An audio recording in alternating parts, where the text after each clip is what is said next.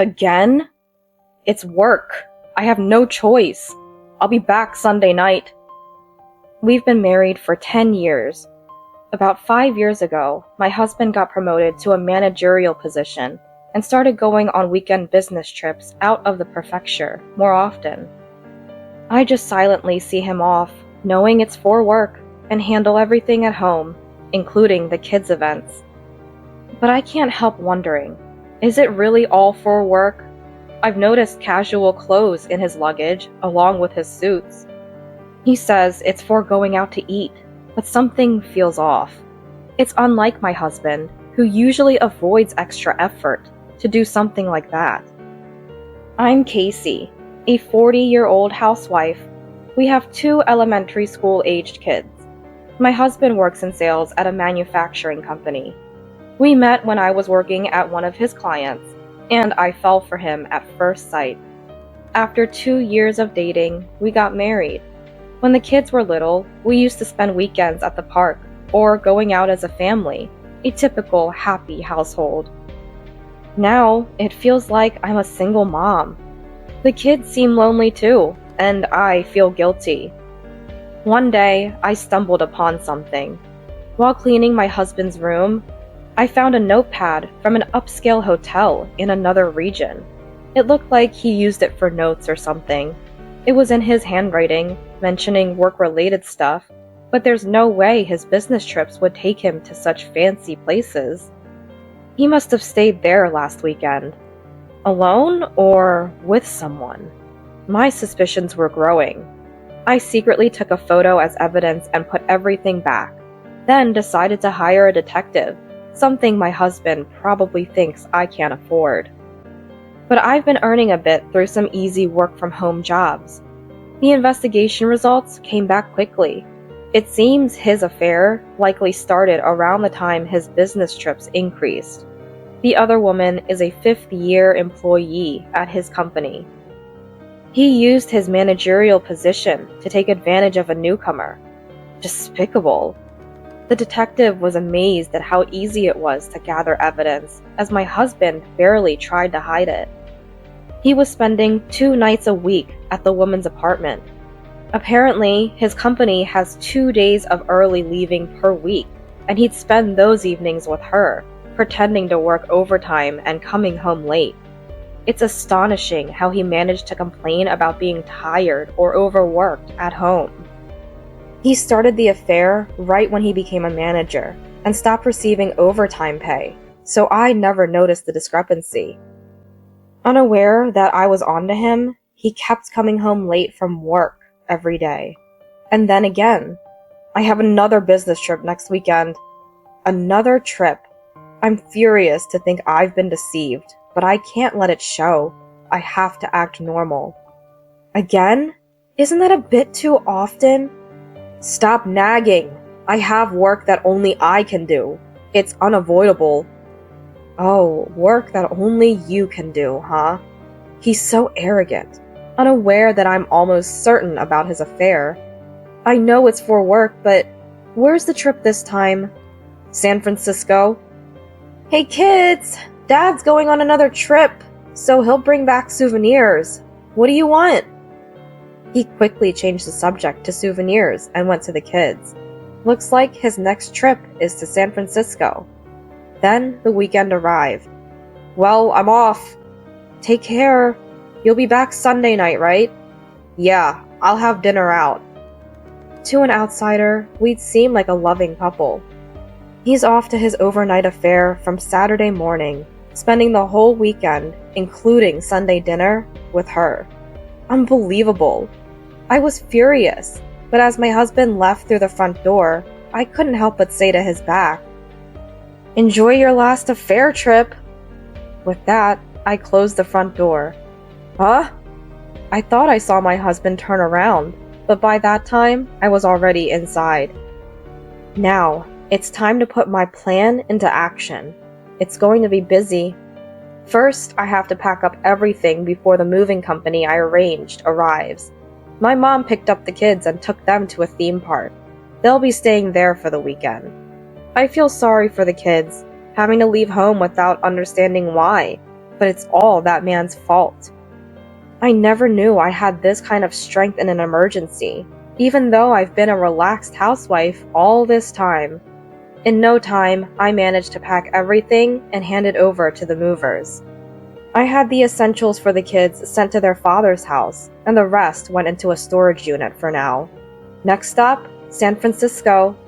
I had the detective find out which hotel my husband and his mistress were staying at. My careless husband made the reservation under his own name and paid with the credit card I manage. That's how I found out about the hotel so easily. He's always been in charge of the finances, after all. I can't believe I never noticed. I waited at the hotel for a few hours. Maybe they were sightseeing. Holding hands, my husband and his mistress entered the hotel. So that's the type of woman he likes. Embarrassing at his age. They were a couple that made you look away.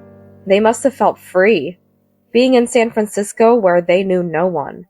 I saw them lining up at the front desk for check-in.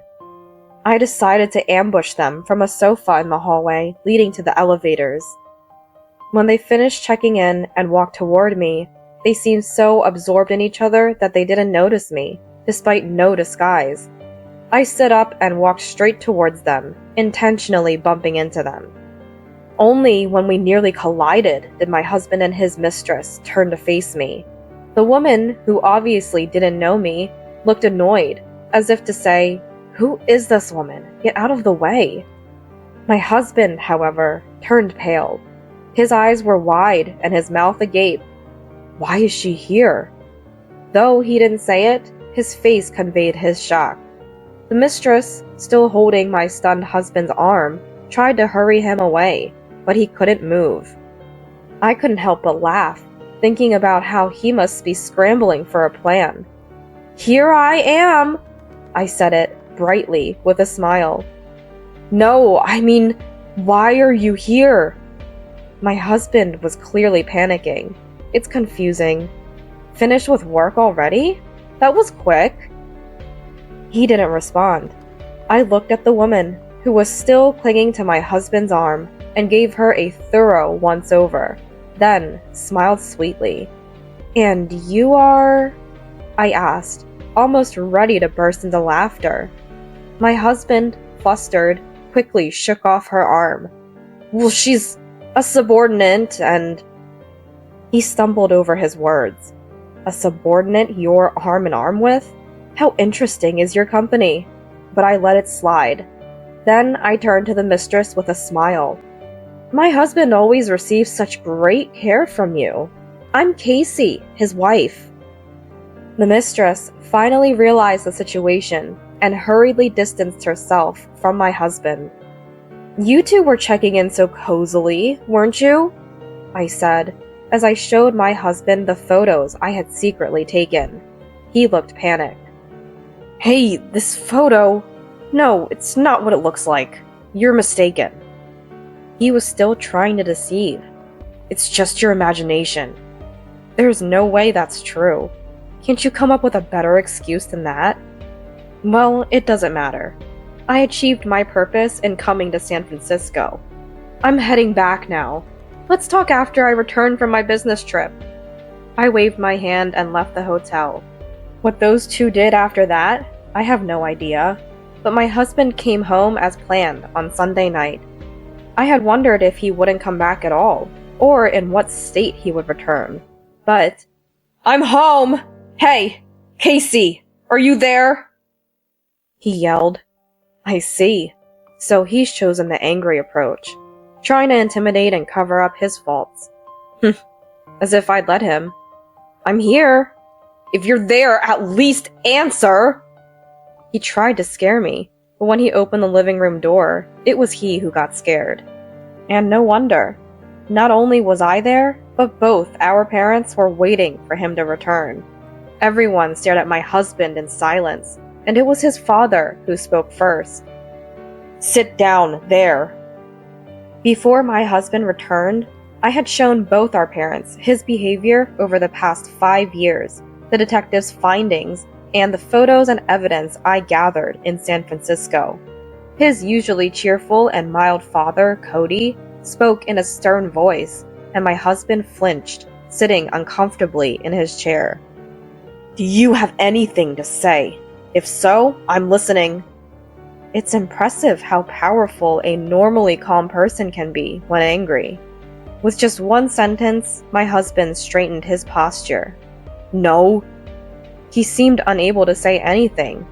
He was probably trying to gauge how much we knew, and what his next move should be. "I heard everything from Casey. About yesterday in San Francisco, too. And the photos. What in the world have you been doing?" My husband's expression vanished, and he offered no rebuttal. It was a silent standoff between Cody and my husband, but as neither spoke, I stepped in. "I always thought something was off. Then I found this in your room and had it investigated."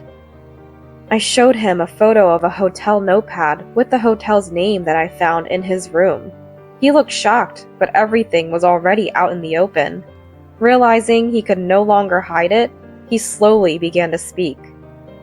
"It just started as a game. I thought she was kinda cute and then... I'm sorry, I never meant to take my family for granted." "Really? What are you even saying? You didn't mean to take your family for granted? Going on affair trips several times a month, missing the kids' events, and leaving everything to me. And you say you weren't neglecting us? How can you even say that?" "Don't joke with me. You just wanted to have fun with a young woman, didn't you? Dumping everything on me, living the high life. Always me alone at events where other couples are together. What do you think I felt? You never even imagined, did you?" The more I spoke, the angrier I got. "You never really understood what being married means, did you? With 2 elementary school kids? Aren't you ashamed? I hate having a husband like that." After a while, my husband spoke. I'm sorry. Maybe I did get carried away. I apologize." He apologized. What good does apologizing do now? The frustration built up over these 5 years, and the shock of seeing the reality with my own eyes won't just disappear with an apology. It's too late for apologies. The truth is, my husband cheated on me even when I was pregnant with our first child. I still loved him very much back then, and forgave him because he apologized desperately, but not this time. Seeing him in San Francisco, grinning and cuddling up with another woman, closed my heart completely. I feel nothing for him anymore. "Please sign this." I handed my husband the divorce papers. At that point, my husband seemed to realize that something was different about the house. Where did all the furniture go? No way!" He rushed to check the other rooms. It's too late for such realizations now. The bedroom, the kids' rooms, all empty. After checking the house, he came back, shoulders slumped. "So you knew. It's over, isn't it?" "Yeah, it's over. We're getting a divorce." And so, we filled out the divorce papers in front of both our parents. Even though the divorce was finalized, as a housewife, I had focused on household and childcare, and now my biggest worry was our livelihood. So, I demanded 5 years of alimony and child support from my husband. After all, he had deceived me for 5 years. I asked for a substantial amount in alimony. Then, my husband, seemingly forgetting his fault, lost his temper. "Alimony of $30,000? No way I'm paying that much! Are you kidding me? I won't pay." It was Cody who showed his anger again. "Are you even remorseful? Neglecting your duties as a husband and a father. That's too little considering what Casey has been through." He even hit my husband. My husband, struck, just glared silently at Cody. Things were getting heated, so I decided to change tactics. "If you won't pay, I'll demand it from your lover. I know her name and address. I could even contact her workplace." My husband's face paled. Don't you dare! You'll ruin her life! Oh, but you've already ruined mine, haven't you? How did I ever marry such a man? She means that much to you? Ridiculous. Then pay up without a fuss, and I won't bother her. In the end, he agreed to pay the alimony, probably because he's too fond of his affair partner. I was prepared for a reduction, but luckily I got the full amount. Next, we discussed child support. He complained about that too. $1,000 a month? Isn't that too much? $1,000 for 2 kids, Casey? You're too greedy. Are you just spiteful because you lost to a younger woman? My mom started to stand up at his words, but I stopped her. I nodded to my mom, conveying that it's okay, and then delivered the final blow to my husband. The child support is for 3. It's not too little. Huh? He didn't seem to understand. That's right, a 3rd child. I'm pregnant. It's yours, of course. Remember? I was actually 3 months pregnant. Our parents didn't know this yet, so everyone looked shocked. My in-laws were the first to grasp the situation. They knelt before me and my parents. We're so sorry. Our idiot son has done something unforgivable. Casey, we'll ensure he pays the child support. It must be hard with 3 kids. Please, use our house. Can you believe it? They offered us their family home. Honestly, I hadn't expected this much, and I can only be grateful to my in-laws. For now, I've been staying at my parents' house, but the uncertainty about the future had been worrying. I gratefully accepted their kind offer. Later, my in-laws convinced my husband to sell the house he had bought, and they gave me the proceeds. Now, my husband lives with his parents in an apartment. They keep an eye on him to prevent any more mischief, and it seems they're managing his finances too. Thanks to this, there have been no delays in child support payments, and I can live without worries. The relationship between my husband, who had abandoned his fatherly duties, and our children was never good, and since the divorce, they have never expressed a desire to see him. We agreed he wouldn't see them unless they wished to, but he occasionally emails.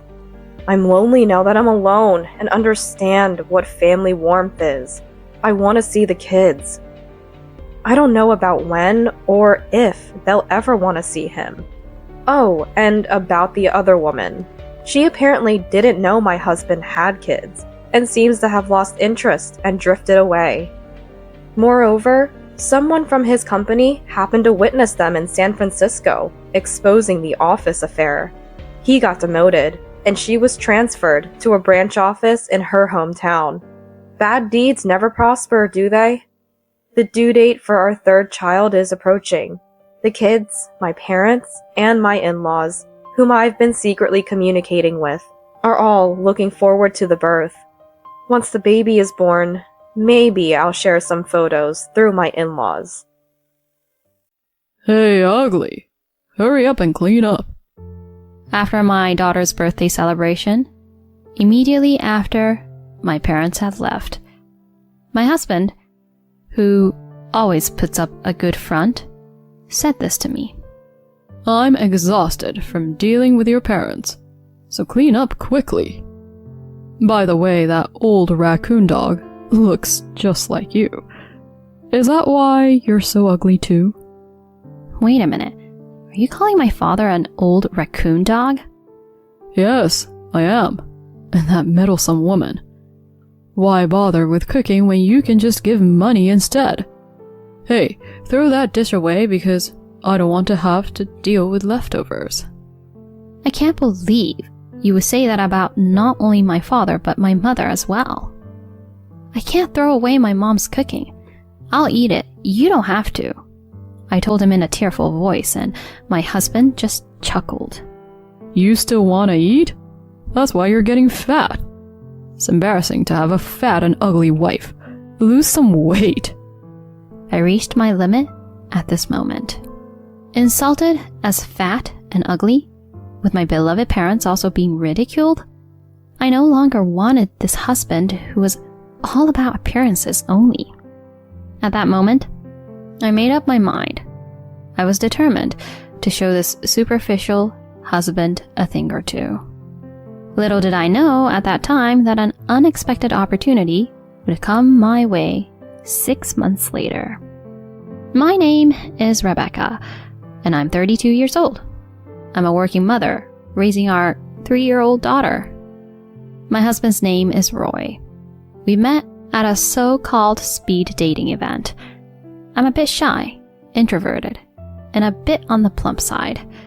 Because of my personality, I lack self-confidence. So even at the speed dating event I attended upon a friend's invitation, I couldn't bring myself to approach anyone. It was Roy, who later became my husband, who approached me as I stood nervously in a corner of the event venue. He was a businessman, working for a large corporation. Roy, with his refreshing appearance and cheerful demeanor, was quite popular at these speed dating events. But for some reason, he noticed me. Rebecca, I'd like to talk with you more. Would you like to go out for a meal sometime? Roy said this with a smile, which appeared very dazzling to me. Afterward, Roy and I started dating right away. Roy has been unquestionably kind to me during our relationship. He treated me with kindness and charm. So, I was very happy when he proposed after a year and a half of dating. Rebecca, please marry me. I'll make you happy for the rest of your life. Thank you, Roy. I'm so happy. And so, Roy and I got engaged. After that, we received approval from his parents. And the next step was to visit my parents. My parents are a wealthy couple who run a company together. They loved me very much as their only daughter. They welcomed Roy with great joy. Rebecca, I can't believe you brought such a wonderful young man. Truly, he's kind and smart. I'm so proud that someone like him is marrying you, Rebecca. Roy behaved with modesty and charm in front of my parents. I was watching their behavior with joy. Later, Roy and I tied the knot. It was right after the wedding that I noticed his discomfort. It happened when we were celebrating with gifts at Roy's company housing, which would be our new home. When I opened the gift envelope from my parents, I found a surprising $6,700 inside. Hey, Roy, it seems my parents included $6,700 in the envelope. I was surprised, and when I mentioned it, Roy raised an eyebrow. $6,700? Is that all? He's the president. He should have given me more. Huh? Your parents are surprisingly stingy. Well, I'll take what I can get. I was surprised by Roy saying such a thing. Normally, he would say something like, So much. I should be thankful for your father and mother. Or something like that. I was trying to convince myself at the time that there must be some mistake. However, Roy gradually began to reveal his true nature. While he remained the same kind and perfect young man to outsiders, it was only in front of me that he underwent a complete transformation. Before we got married, he had promised to share the household chores, but Roy didn't do any housework at all. Since we're married, household chores are the wife's responsibility. Saying that, he dumped everything on me. Furthermore, inside the house, it was a barrage of criticism. He would belittle everyone, from his colleagues and superiors at work to people we passed on the street. During our courtship, I had never heard him speak ill of anyone. What was this change all about? I endured this arrogant attitude of Roy's while handling all the housework. On the other hand, there was some good news.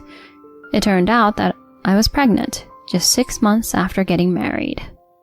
Hey, Roy, it seems like I'm pregnant. What? Really? Way to go, Rebecca.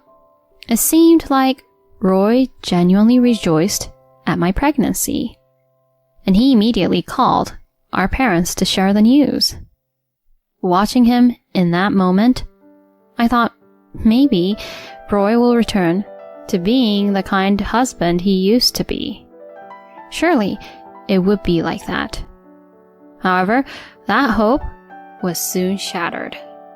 Roy was cold, even to me, when I started experiencing morning sickness. Are you sleeping again? Even if you're pregnant, you're slacking off on household chores too much, aren't you? Roy said this to me as I lay on the bed, feeling sick. In response, I told him, I'm really struggling with morning sickness, and I can't eat properly. I think I could manage to eat Jell-O. I thought he might buy some Jell-O for me, so I said it, with that tiny bit of hope. However, he immediately contorted his face. Huh? What's with that tone? Do you really think I'd go out and buy Jell-O for you? Cut it out with the whining. Saying this, he continued to have his meal, leaving me disappointed. A few days later, Melinda, an older woman who lived in the same company housing as Roy and was the wife of his boss, approached me. I heard that you're pregnant, Rebecca. Congratulations. Oh, thank you. It's still early. Morning sickness must be tough, right? I heard that from your husband when I met him the other day. He told me that he's doing all the household chores, even searching for and buying Jell-O for you. What a great husband he is. Huh? Even during morning sickness, I was made to do all the housework, and he didn't even buy Jell-O for me. Melinda continued, disregarding my feelings. You're such a fortunate woman to have such a great husband, Rebecca. Oh, by the way, I have a 1-year-old daughter too. When your child is born, we should become mom friends, okay? Yes, I'd love to. Thank you very much. I couldn't believe that Roy was telling such lies outside. I was truly getting frustrated. Afterward, I gave birth safely, and we had a lovely baby girl whom we named Monica. When my parents came to meet Monica for the first time, there was this conversation. Roy, Rebecca, congratulations. She's such a cute little girl. Knowing you, Roy, we don't need to worry about parenting. Please take care of Rebecca and Monica. Roy responded to my parents with a smile. Yes, I even took paternity leave, so you can leave it to me. I'll do my best with parenting. Oh my, you took paternity leave? My wife and daughter are my treasures, so I have to work hard to be a dedicated father. Rebecca, you really are a lucky woman. All I could do at that moment was force a smile. Later, when parenting began, Roy predictably did nothing. Even when Monica cried, he wouldn't pick her up, nor would he change her diapers. Moreover, taking advantage of his paternity leave, he started going out frequently. One day, when Roy returned home, I was changing Monica's diaper. Hey, I'm back. Welcome back. Where did you go today? What? Surfing. There were great waves today. While I spent the entire day taking care of Monica and doing housework, he had gone surfing. As I quietly continued my tasks, Roy seemed irritated and said, Hey, the master of the house is back, so how about serving a beer or something? Can't you see what I'm doing? I'm in the middle of changing the diaper now. That can wait. Come on, hurry up and get me a beer. I sighed, stood up, and got Roy a beer. As time went by, I returned to work, and we enrolled Monica in a nearby daycare. Living in the same company housing, I had the chance to become friends with Melinda, the wife of Roy's boss, and with Haley, another one of his colleagues' wife. One day when I was picking up Monica, Haley said, "Rebecca, your husband, it's so kind of him to take Monica to daycare every morning. My husband would never think of doing such a thing." It's true that Roy had taken it upon himself to take Monica to daycare every morning. Melinda, with a smile on her face, added, "Moreover, Roy greets us cheerfully every morning. When I praised him and said he's amazing, he replied like this. 'My wife and daughter are my treasures,' he said. 'He's a truly wonderful husband.' Perhaps my husband is trying to create the impression of being an involved father by taking on the responsibility of dropping off our child at this daycare, which is frequented by many residents of our company housing. If that's the case, it's too calculating. However, I couldn't say much thanks to them, so I had to force a smile. On Monica's second birthday, my parents came to celebrate with us. On that day, Roy's outward appearance was perfect, and we had a pleasant time together. My parents left, but after watching their car drive away, Roy said this to me. "Hey, you, ugly, hurry up and clean up." Huh? Although I had experienced his arrogant attitude before, he had never called me ugly. "I'm exhausted from dealing with your parents. Hurry up and clean. By the way, that old raccoon dog looks just like you. Is that why you're so ugly too?" Hold on. When you say that old raccoon dog, are you talking about my father? "Yeah, but it's true, isn't it? And that meddling hag. Why bother with cooking when you can just give money instead? Hey, get rid of that food. I don't want leftovers." To insult not only my father, but also my mother like this? I can't throw away my mother's cooking. I'll eat it so you don't have to. With a teary voice, I declared this, and Roy sneered. "Still planning to eat, huh? That's why you're getting fat. It's embarrassing to have a fat and ugly wife. Lose weight, you fatso." Insulted as fat and ugly, with my beloved parents also being ridiculed, I no longer wanted this husband who was all about appearances only. At that moment, I made a determination to show him what I'm capable of. Afterward, I purchased a voice recorder and started recording Roy's actions and words. Unbeknownst to him, the audio files started piling up. Roy continued to display his arrogant attitude at home. I recorded everything meticulously, including him calling me names like ugly, fat, and incompetent, insulting my parents, berating colleagues and superiors in our house, and treating Monica coldly. 6 months later, an unexpected opportunity arose to present this evidence. "Roy, it seems there's a sports school event for Monica coming up. What are you going to do?" "It's a hassle, but of course I'm going. I have to keep up my image as an involved dad." I secretly smiled. On the day of Monica's sports event, we were joined by my parents, and I saved seats in the same tent with my mom friends, Melinda and Haley. "Well, Rebecca, your husband is here too. Truly, he's quite an involved dad. I envy you.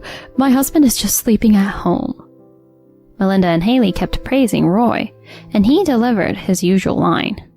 "Well, my wife and daughter are my treasures." At that moment, I decided it was time to drop a bombshell. This guy might be saying these things now, but he's terrible at home, you know. He calls me ugly and fat, and he doesn't show any affection for Monica either. "Really? Is that so?" "Hey, what are you talking about?" My mom's friends and my parents were surprised, and Roy was clearly flustered. "Hey, come on, don't make up such baseless things. What's gotten into you, Rebecca?"